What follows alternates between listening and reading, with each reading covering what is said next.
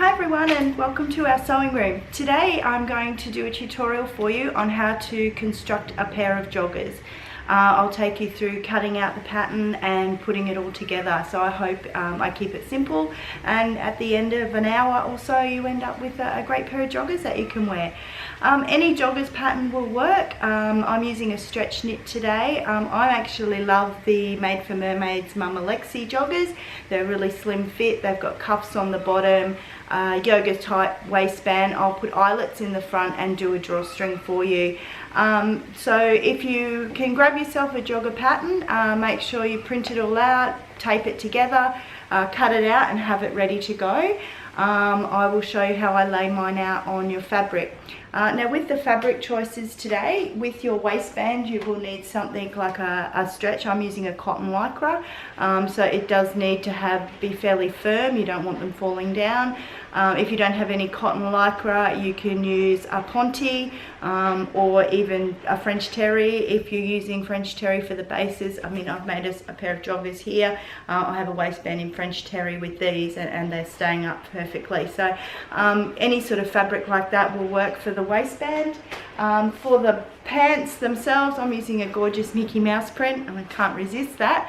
It's a stretch, so you'll see it's actually a full waist. So grab your fabric, grab your pattern, and come and join me for stage 2. Okay, I've got my pattern laid out. Now you'll notice that I've got the bottom part of the pattern covered up just due to copyright. I can't really show you the pattern in its entirety. So rest assured, under that I've got the rest of the pattern laid out. Now when I do my pattern placement, I'm pretty like to save my fabric. So I've just folded over until the edge of the crotch is about 1 inch away from the selvage edge of the fabric. Now when you're laying out your pattern, you've always got to put your selvage edge to your selvage edge. Now if you don't know what a selvage edge is, that's okay. A selvage edge is actually the edge that is not cut when you purchase the fabric. So you'll notice that edge there has been cut because I've bought the fabric, you know, X amount of meters. So the selvage edge is the machined edge. So if you could imagine your fabric on a roll, the selvage edge is at the top and at the bottom of the roll, and then they roll out however much meterage or yardage you want. So when you're laying out your patterns, you always make sure that you put your selvage edge to match your selvage edge. So as you can see, that's my selvage edge and my selvage edge. So I'm laying my fabric crossways. Now just bear in mind, when you're cutting out both of your patterns, you'll have a front and a back. If you're using a fabric with a pattern in it, you want to make sure that you put the top part of the front piece and the top front part of the back piece facing the same way. Otherwise you're going to end up with your patterns in all different directions. Fortunately for me, my pattern's non-directional, so I can adjust my patterns upside down just to use less fabric. Now if you don't use paperweights, that's okay, just pop pins in it. So you can use pins and just pop pins straight through. I'm using a cardboard cutting out mat, so the pins will just anchor it in as I cut around. You just don't want your pattern moving. Cutting out is really important. We want to make sure that we cut on the pattern line. Don't cut, you know, an inch away from it, or, you know, a couple of centimeters away from it, because that will change the whole fit. So cut really close up to the fabric. And just cut out both your front bit and your back bit. Now you'll notice that is folded over, so I'm going to end up with 2 mirror images. So as I cut my back piece out, I will actually have 2 pieces. I should also mention that today with the joggers that we're creating, I'm not actually putting pockets in them. My pattern does have a choice for a couple of different styles of pockets. You can do an external pocket with some binding, or you can do an inset pocket. I prefer my joggers not to have pockets. I just like them to sit nice and flat on my legs, and also it's just a really quick construction with the no pockets. Now as you're cutting out, I'll also mention with the pieces of the fabric, the pattern, you'll notice that there's a little triangle, and most patterns will have either 1 or 2 triangles. What that indicates is that it's a front piece or a back piece. So with my particular, I just cut the triangle as I'm cutting out. Just go up and down, you'll just see there, and that will just help with construction a little bit later. If you're new to sewing, it's a really important step that you take when cutting out is to put the triangle in it so that you know that you're using the right pieces to match together. So go ahead and cut your pieces out now. So you, out of your main fabric, you'll have a front piece and a back piece. So if you cut them out, and then we'll go on to the cuffs and the waistband. Okay, so now we're ready to cut out our cuffs. Now I'm having a look at the measurement chart. Most PDF patterns won't actually have the pieces for waistbands and cuffs, so there will be a little chart that you will need to have a look at your size and work out what you are cutting out. Now for my joggers, it says 8 inches by 11.25 inches, so it always is length by width. So I'm doing 8 inches wide. So what I'll do is just take my tape measure, put down my 8 inches and make a little cut so I know where I'm cutting to, and then I am 11.25 in length. So again, I'll just put my, I'm actually going to come in an inch because of a selvage edge there. 11.25 is there, and start my cutting here. So now I've got all my marks, and I can just go ahead and cut that out as a one jogger piece. This is a cuff for my joggers. Now once I've measured one piece, I do have to cut two. So I've got one piece cut out, so that just makes it easy if I just lie that on the fabric and cut around that for the second piece. So that, use that as a template so you don't have to measure the second one.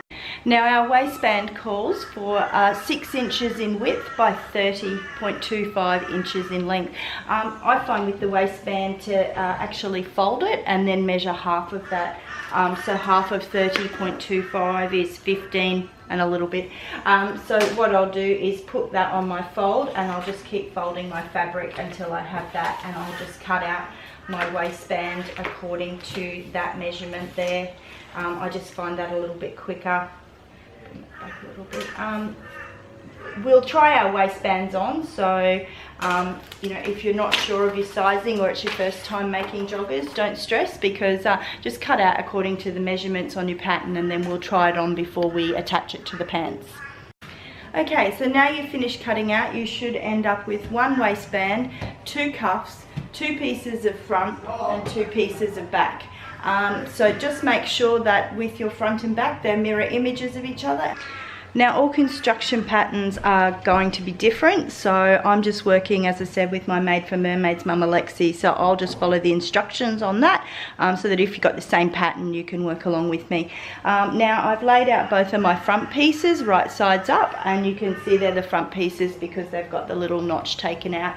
Now my first step says with right sides together, match inner and outer leg seams of front and back pieces.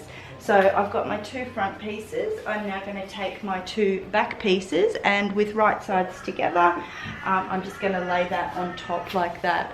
Now we do have to match the inner and outer leg seams. So the inner leg seams is going to be from the crotch and right down to the ankle. So if you just pin that seam together, and we'll move on to the next step. So I've now pinned or clipped my inner leg seam together. The instruction says to do the outer leg seam as well. So that's just on the same piece. We just want to do the same with the other side. So we just want to clip that outer seam together or pin it together. So you should have one front and one back with both the inner leg seam and the outer leg seam together. And repeat for the other side. So now we're just going to run the seams through our serger, stopping to take our clips out as necessary, and if you can just sew up all 4 seams, and then we'll move on to the next step. Now we're going to construct our crotch seam. My instructions say turn one leg right side out, place inside the other leg. So you should have your 2 legs with your 4 seams. So all that means is to just simply turn one in the right way, grab your other piece and leave that the inside out. So you should have a big opening at the front, which is what will form the basis of the crotch. So if you just take that piece there, and then the piece with the right side, again you'll have that big opening, and all I want to do is just put this piece inside the other leg. So I'm just going to feed that all the way through, so I'll just keep the bottom of the piece together. Now as you're pulling it through, all you want to do is make sure that those two crotch seams are matched together. So just hold them together for now, just till you get your patterns in a workable position. Right, so as we're pulling, we should have the wrong sides still facing out. On the inside, we've got two right sides of the pattern together. Now, I'm just going to match up that center crotch seam. So you've got both pieces and you're matching up that center crotch seam. So just pin that together or clip it together, because that's what we'll work off. So I always start from the crotch seam because you want that nice and even, and then I'll work backwards.